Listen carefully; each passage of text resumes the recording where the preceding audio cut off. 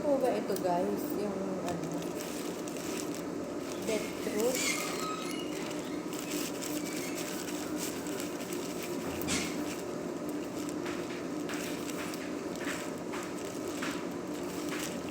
Ayan. Ano ko po siya. Binabalatan ko po. Yung dahon niya.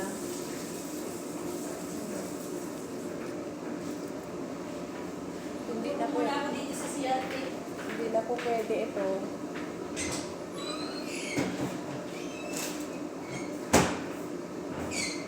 Tapos po ito ay ilalaga po natin. Matagal po itong maluto. Siguro mga 3 hours siguro ito. Ito po yung nilalagay sa salad na nasa lata. Alam niyo po yun guys. Papakita ko po sa inyo. Ayan yung dahon niya. Para po siyang alukbati, ano.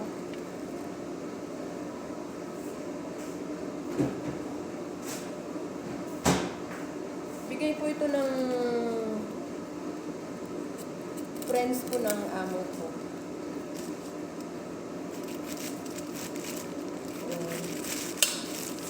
Kailangan natin ay balatan na lahat. Ayaw ko po sanang balatan, kaya lang isumit lang nga iso nga ukisam, di ukisamon ay.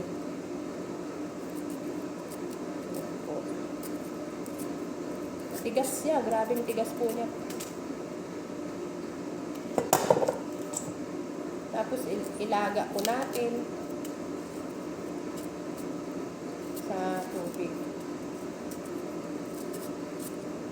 Hanggang sa kumulo. Pag kumulo po, hinaan nyo lang po yung apoy hanggang kumukulo po siya. Tapos, pag malambot na po siya, sa totoo lang, pag malambot na, kumuha po kayo ng isa, ihiwalay nyo po, hiwa-hiwain nyo po ng pabilog na maninipis.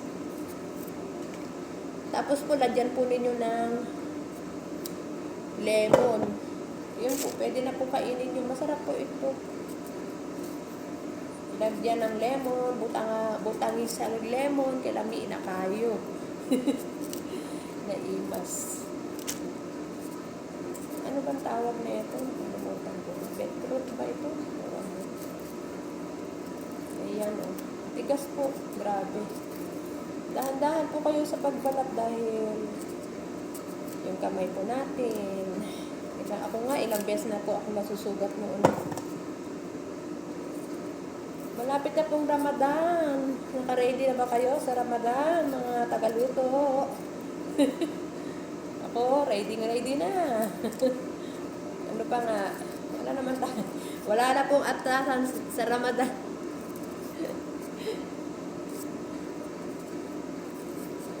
Huwag tayong matakot. Andyan po ang Panginoon. Yung iba kasing baguhan, ayaw nila ng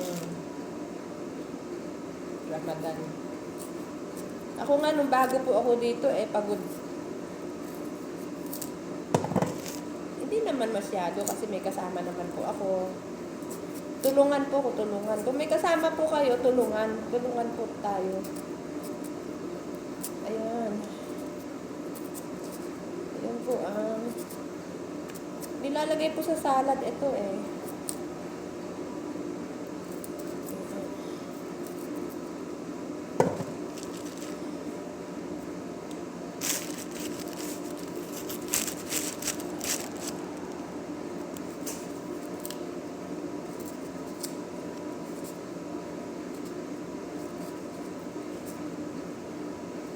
salad na ano po, yung jarjer salad po, tapos lagyan po ninyo ng ganito, olive oil, lemon, excuse, ayan, yan, tapos na po. Tapos na po natin itong balat.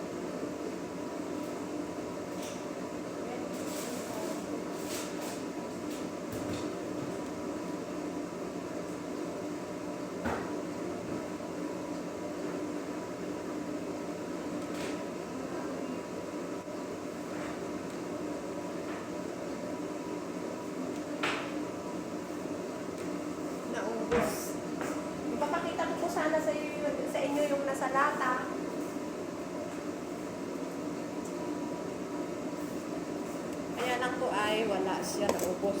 Ganito po rin yun, natandaan niyo po ba yun? Nilalagay siya sa anak. Ayan. Papakuluan po natin yan hanggang lumambot. Saglit lang naman po ito. 2 hours na. 55 minutes.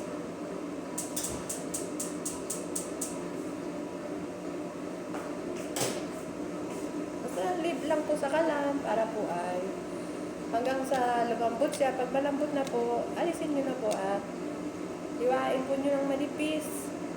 Patakan nyo ng lemon at konting kisber. Masarap po ito. Maganda sa katawan.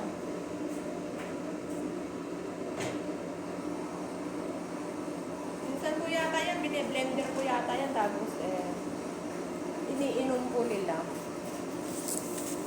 Ayan, tapos na po. Ang another step naman po ay maghiwa-hiwa na po ako ng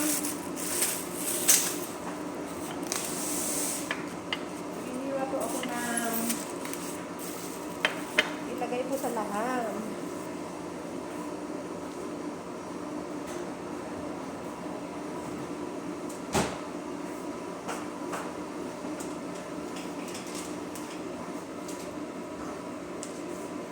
Carrots,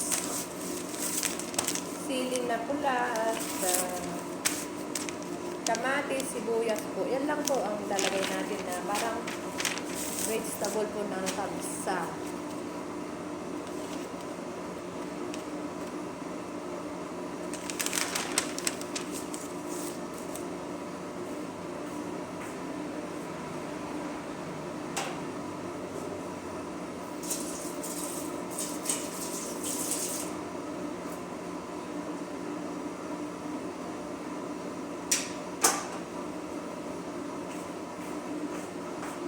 Yan, carrots.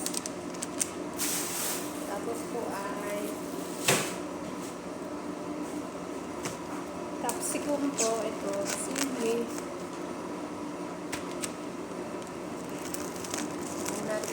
Any kinds color po, lagay natin dun sa vegetable ng kapsa.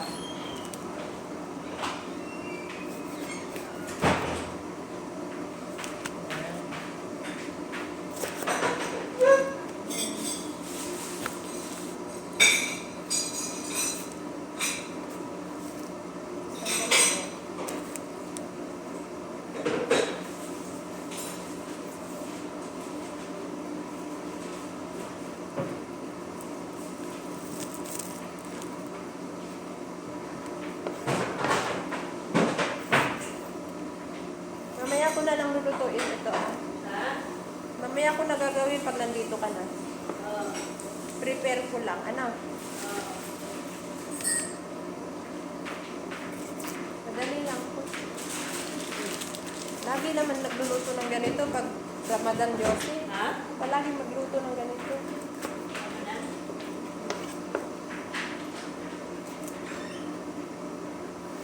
Yan po si Josie ay tinuturuan ko na po. Tsaka lalo pa po kapag po ay Ramadan na po, stay na po siya dito sa kusina dahil marami na pong gagawin.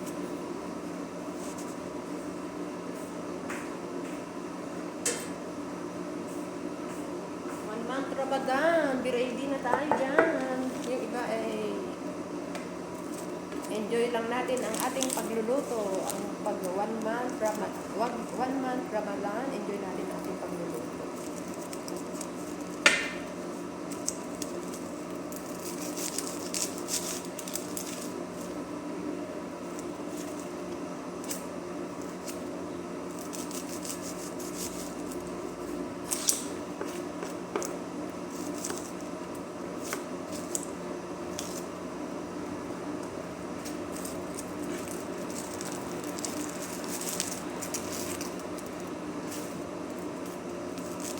Ito pong ilalagay sa kabsa yung sibuyas, kamatis, carrots, sili na pula, any color. Yan lang po.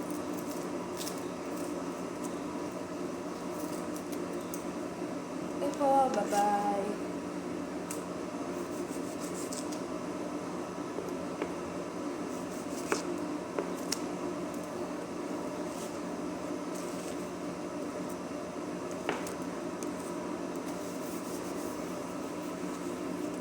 po, naisalang ko na po yung yung beetroot. Ito naman po yung laham.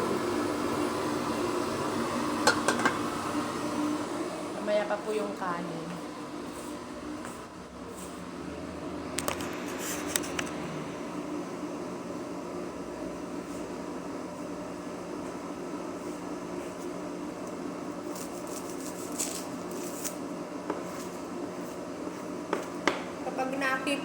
Kapag naki po, kailangan po ay yung maraming yung grapes po.